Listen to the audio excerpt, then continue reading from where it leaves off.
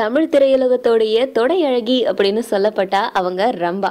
ரம்பா ஒரு 3 வருஷத்துக்கு முன்னாடி திருமணமாகி அவங்க செட்டில் ஆயிட்டாங்க. அதுக்கப்புறம் அவங்க நடிக்க மாட்டாங்க அப்படின்னு எல்லாரும் நினைச்சிட்டு இருந்தாங்க. திருமணம் ஆகிற தருணத்துல கூட இவங்க திரைப்படங்கள்ல கான்சென்ட்ரேட் பண்ணாம சின்ன திரையில இருக்கிற ரியாலிட்டி ஷோல எல்லாம் ஜட்ஜா இருந்தாங்க.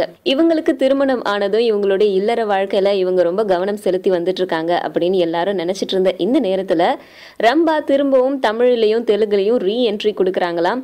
எந்த மாதிரியான ரோலை இவங்க சஜஸ்ட் பண்றாங்க, ப்ரையாரிட்டி கொடுக்கறாங்க அப்படின்னா அக்கா அண்ணி மாதிரியான பாத்திரங்கள்ல நடிக்கணும் அப்படின்னு இவங்க வெயிட் பண்ணிட்டு இருக்காங்களாம். இந்த நேரத்துல தமிழ்ல சிம்புவுக்கு அக்காவா ஒரு படத்துல நடிக்க இருக்காங்க அப்படிங்கிற ஒரு விஷயம் நமக்கு தெரிய வந்திருக்கு. ரம்பாவுக்கு இப்போ 2.5 வயசுல அழகான குழந்தை இருக்கு. இவங்க எதுக்கு திருமணத்துக்கு அப்புறம் அதுவும் குழந்தை இருக்கும்போது நடிக்க வராங்க அப்படின்னு கோலிவுட் வட்டாரத்திலயும் சரி, இவங்களுக்கு வேண்டப்பட்ட தரப்புல இருந்து கேட்டு பார்த்ததுல இவங்க கணவரை விட்டு பிரிஞ்சதுதான் திரையுலகத்திற்கு திரும்ப வர்றதுக்கான காரணம் அப்படின்னு சொல்றாங்க.